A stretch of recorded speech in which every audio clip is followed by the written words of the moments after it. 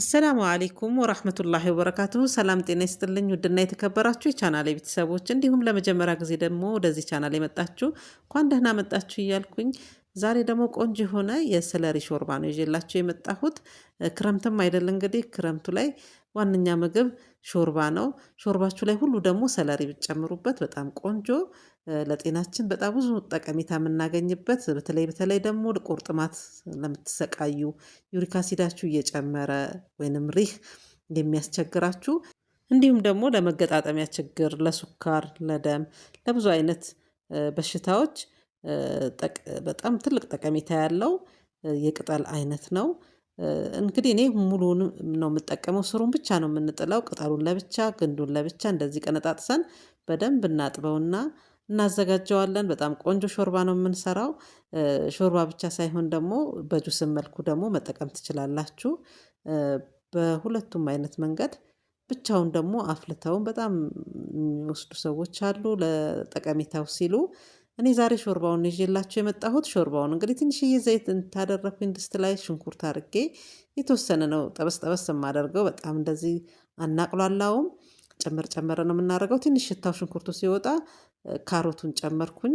ካሮቱንም የተወሰነ ጠበስ ጠበስ ካረኩኝ በኋላ የሰለሪውን ግንዱን ክፍል ነው የከተፍኩት እንደዚህ።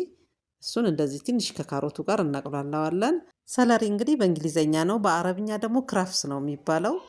እናንተ ደግሞ በአማርኛ የምታውቁ ስሙን ካላችሁ ኮሜንት ላይ አሳውቁኝ። ከዛ ኦሊቭ ኦይል ቀጥል ነጭ ሽንኩርት ጨመርኩኝ። ሙሉ ለሙሉም በኦሊቭ ኦይል መጠቀም ትችላላችሁ። ግን እኔ ብዙ ማቅሏላቱን አልፈልገውም ኦሊቭ ኦይል። ለምን ከላይ ያውን ብጨምር ነው የሚመቸኝ። መጠበሱ ጥሩ አይደለም ስለሚባል የምናገኘውን ጥቅም ያሳጣናል ስለሚባል በዚህ መልኩ ነው የምጠቀመው። ከዛ ቅመማ ቅመሞችን ጨመርኩኝ። ድንች ከጨመርኩኝ በኋላ ቆንዶ በርበሬ፣ እርድ እና ከሙን ትንሽዬ ደግሞ ድንብላል ፍሬ የተፈጨ ደርቆ የተፈጨ ጨምሬያለሁኝ።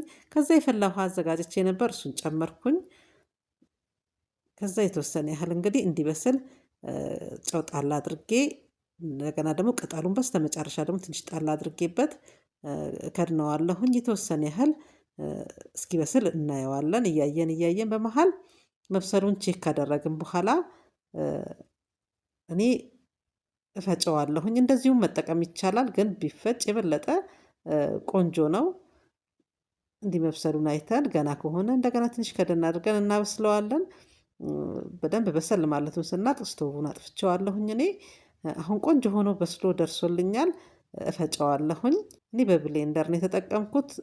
በማንኛውም መፍጫ መጠቀም ይቻላል። እንዳልኳችሁ ደግሞ ሳትፈጩ መጠቀም ትችላላችሁ፣ እንደ ምርጫችሁ ነው። ይሄ እኔ እንደዚህ ፈጭቼ ቆንጆ አድርጌ አቅርቤዋለሁኝ። በጣም ደስ ይላል። በጣም ቆንጆ ጣዕም ነው ያለው። ልጆችን ቢጠጡ ታዋቂም ቢጠጣው በጣም ቆንጆ የሚመች አይነት ሆኖ ስላገኘሁት ላካፍላችሁ ብዬ ነው። በተለይ ደግሞ በክረምት ያው የእግር ህመም ያላችሁ፣ ቁርጥማት፣ እንደዚህ ብዙ ነገር ለሚያስቸግራችሁ በጣም ጠቃሚ ነው።